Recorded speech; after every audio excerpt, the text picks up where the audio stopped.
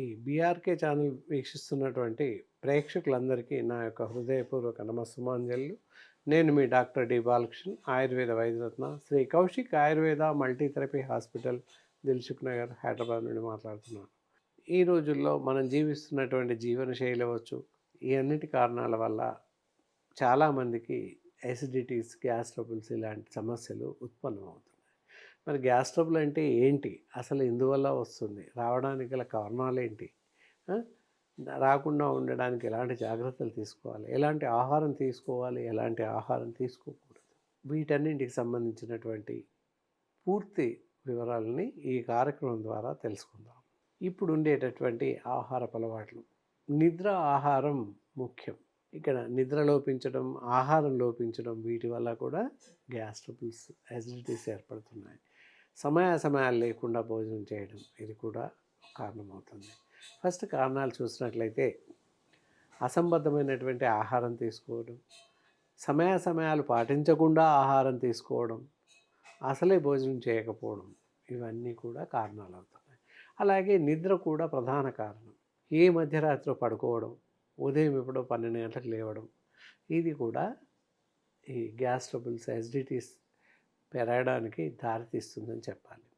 మరి ఏ విధంగా ఆహారం తీసుకోవాలి చూస్తే, ఉదయం 8 నుండి 10 గంటల లోపు అల్పాహారం, బ్రేక్ఫాస్ట్ అలాంటివి చేసేయాలి. మధ్యాహ్నం 12 నుంచి 2 గంటల మధ్యకాలంలో మధ్యాహ్న భోజనం ముగించాలి.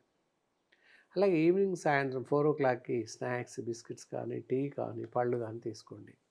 అలాగే దాంతోపాటుగా రాత్రి వేళల్లో 8 నుంచి 9 గంటల లోపు భోజనం ముగించాలి.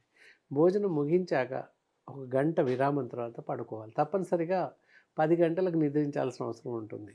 ఇలా చేస్తే కొంతవరకు గ్యాస్ ట్రబుల్స్ రాకుండా కాపాడుకోవచ్చు. గ్యాస్ ప్రాబ్లం రాకుండా కాపాడుకోవచ్చు. ఎస్. మరి వస్తే ఎలాంటి పరిస్థితి ఉంటుంది? లక్షణాలు ఏ విధంగా ఉంటాయి? చాలామంది 20 మందిలో 19 మంది గ్యాస్ ట్రబుల్ ఉంది మాకని చెప్పేసి అపోహపడుతుంటారు. వాస్తవానికి గ్యాస్ ట్రబుల్ ఉండదు. 18 మందికి ఇద్దరికి మాత్రమే గ్యాస్ ట్రబుల్ ఉంటుంది ప్రతి 20 మందిలో.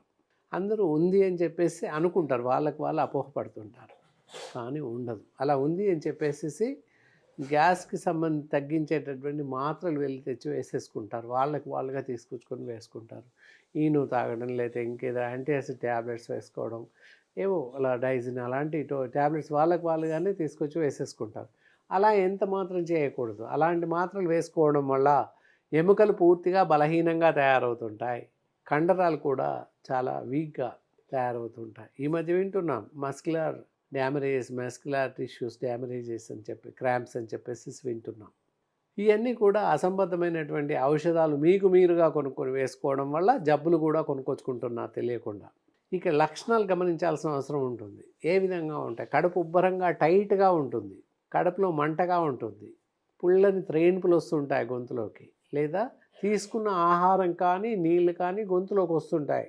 భోజనం చేశాక గంటన్నరకు తర్వాత వచ్చే అవకాశాలు ఉంటాయి. ఇలాంటి లక్షణాలు ఏవైనా ఉంటే గ్యాస్ ట్రబుల్ అని, యాసిడిటీ అని అనుకోవాలి తప్పితే ఇతరత్ర ఏ కారణాలు లేవు. ఈ పైన చెప్పిన లక్షణాలు కనిపిస్తేనే గ్యాస్ ట్రబుల్ ఉందని నిర్ధారించుకోవాల్సిన అవసరం ఉంటుంది. కానీ అందరూ అపాన వాయువులు కింది నుండి యానస్ ద్వారా వాయువులు వెళ్ళిపోతూ ఉంటాయి. అవి వెళ్ళిపోవాలి తప్పకుండా. అలా వెళ్ళిపోయే వాటిని నాకు గ్యాస్ ఉందని చెప్పేసి అనుకోవడం సంభవిస్తుంది. అపాన వాయువులు, విషవాయువులు వెళ్ళిపోవాలి. వెళ్ళిపోకుండా ఉంటే అదొక రకమైన జబ్బు వస్తుంది. కాబట్టి అలా వెళ్ళిపోవాలి. అలా వెళ్ళిపోయిన వాటిని పట్టుకుని గ్యాస్ ట్రబుల్ నాకు ఉంది అని చెప్పేసి అందరూ అనుకుంటున్నారు. అది ఎంత మాత్రం వాస్తవం లేదు. పైన చెప్పిన లక్షణాలు కరెక్ట్గా ఉన్నట్లయితే అప్పుడు గ్యాస్ ట్రబుల్ కానీ, యాసిడిటీ కానీ ఉంది అని చెప్పి అనుకోవడానికి వీలుంది. మరి అలాంటి పరిస్థితి ఎదురైనప్పుడు పుల్లని త్రేణుపులు కానీ, కడుపు టైట్గా ఉండడం, కడుపులో మంటగా ఉండడం, ఇలాంటివి సంభవించినట్లయితే తప్పనిసరిగా మాలాంటి డాక్టర్స్ని, వైద్యుల్ని సంప్రదించాల్సిన అవసరం ఉంటుంది. మరి ఆహారం, విపరీతమైన ఆహారం తీసుకోవడం, ఉదయం 8 గంటలకి 9ంటికి బ్రేక్ఫాస్ట్ చేయడం, గంట పోయాక మళ్ళీ తినడం, గంట పోయాక మళ్ళీ తినడం, ప్రతి నిమిషం తింటూనే వెళ్తుంటారు కొంతమంది. అలా తినడం కూడా అసంబద్ధమైన చర్య. దానివల్ల కూడా ఇండైజెషన్ స్టార్ట్ అవుతుంది. అజీర్ణ ప్రక్రియ మొదలై దానివల్ల గ్యాస్ ట్రబుల్స్, ఇండైజెషన్స్ మొదలయ్యే అవకాశం ఉంది. అలా తినకూడదు. అలా అని పూర్తిగా భోజనం మానేయకూడదు. ఎలాగో తింటున్నామని చెప్పేసి 12 గంటలకు టిఫిన్ తినేసి 2 గంటలకు భోజనం చేయడం, లేదా 4 గంటలకు స్నాక్స్ తీసుకోవడం, రాత్రి 12 గంటల తర్వాత భోజనం చేయడం, ఇదంతా సరైనటువంటి చర్య కాదు, అసంబద్ధమైనటువంటి సమయాలు అని చెప్పేసి అంటుంటాం. తర్వాత ఎలాంటి ఆహారం తీసుకోకూడదు, ఇక్కడ చాలా ముఖ్యమైన విషయం.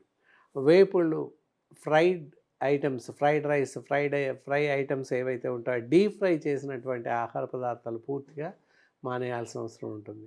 నాన్ వెజిటేరియన్లో వచ్చి మటన్, ఎండు చేపలు, రొయ్యలు ఇలాంటివి పూర్తిగా మానేయాల్సిన అవసరం ఉంటుంది.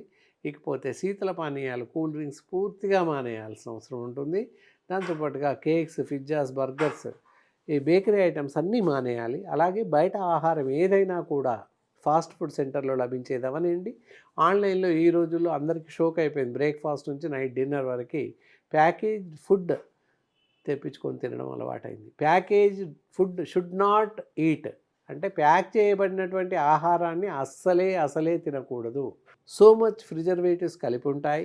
సో దానివల్ల చాలా రకాల విష పదార్థాలు, విష తుల్యమైనటువంటి పదార్థాలు రసాయనిక చర్య చెంది అందులో ఉత్పన్నమయ్యే అవకాశం ఉంది. వాళ్ళు తయారు చేసినప్పుడు బాగానే ఉంటుంది, ప్యాక్ అయి ఉంటుంది కనుక ఇన్బిల్ట్ అందులోనే విష పదార్థాలు తయారయ్యే అవకాశం ఉంది. దానివల్ల మనకి భవిష్యత్తు కాలంలో రకరకాల జబ్బులు వచ్చే అవకాశం ఉంది. కనుక ప్యాకేజ్ చేసినటువంటి ఆహారం తినకండి.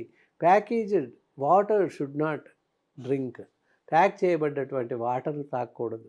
మున్సిపల్ ట్యాప్ వాటర్ మాత్రమే తాగండి. అలాగే లేదా బోర్వెల్ వాటర్ మాత్రమే కాచి వడగట్టి తాగండి. అంతే తప్ప ఆర్ఓ సిస్టమ్ వాటర్ లేదా మినరల్ వాటర్ అలాంటివి తాగమాకండి. ఇవన్నీ కూడా ఇండైజెషన్ పైన ఇతరత్ర విపరీత జబ్బులు రావడానికి కారణాలు ఉన్నాయి. కనుక సమతులంగా ఉంచుకుంటూ మీ ఆరోగ్యాన్ని కాపాడుకోండి. ఇవి కాకుండా మిగతా బ్యాలెన్స్ ఆఫ్ డైట్ తీసుకోవచ్చు. నాన్ వెజిటేరియన్స్ అయితే చికెన్, ఎగ్, ఫిష్ తినండి, ప్రాబ్లం లేదు.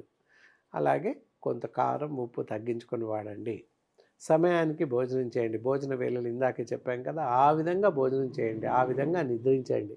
అప్పుడు ఎలాంటి సమస్యలు ఉత్పన్నం అవ్వవు. ఒకవేళ ఇందాక చెప్పినట్టు యాసిడిటీ ప్రాబ్లం ఉంది అని మనం నిర్లక్ష్యం చేస్తూ వెళ్తే ఏంటంటే ఇంటెస్టైనల్ డిజార్డర్ స్టార్ట్ అయ్యి అన్నవాహికలో, జీర్ణాశయంలో పుళ్ళు పడే అవకాశం ఉంది. దాన్నే అల్సర్ అంటాం. డియోడినమ్ అల్సర్, జిజునమ్ అల్సర్ అని చెప్పేసి మన పెద్ద ప్రేవులో, చిన్న ప్రేవులో పుళ్ళు పడే అవకాశం ఉంటుంది. అలా కాకుండా ఉంటే నిర్దిష్టమైన వేళల్లో భోజనం చేయడం ఎంతైనా అవసరం. అలా చేస్తూ ఉంటే ఎలాంటి ప్రమాదం జరగదు.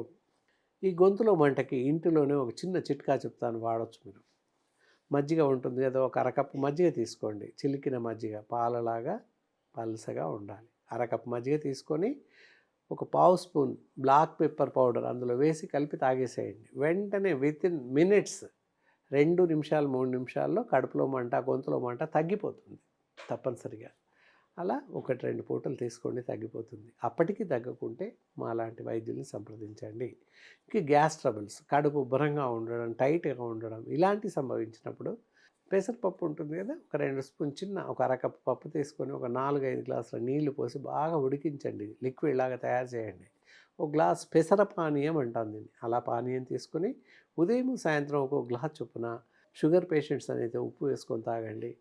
లేదా షుగర్ బీపీ ఉంటే అలాగే వట్టి పెసర పానీయం తాగేసేయండి. అలా తాగినట్లయితే కడుపు ఉబ్బర సమస్య, గ్యాస్ ట్రబుల్స్ తగ్గిపోతాయి. అలా తగ్గలేదు అంటే అర్థం మీకు గ్యాస్ ట్రబుల్ లేదు అని అర్థం, బ్లండర్గా చెప్పొచ్చు. ఓకే, ఈ విధంగా వాడండి. అప్పటికి తగ్గకున్నట్లయితే ఇతరత్ర ప్రమాదం ఏదైనా ఉంటే అప్పుడు మమ్మల్ని సంప్రదించండి.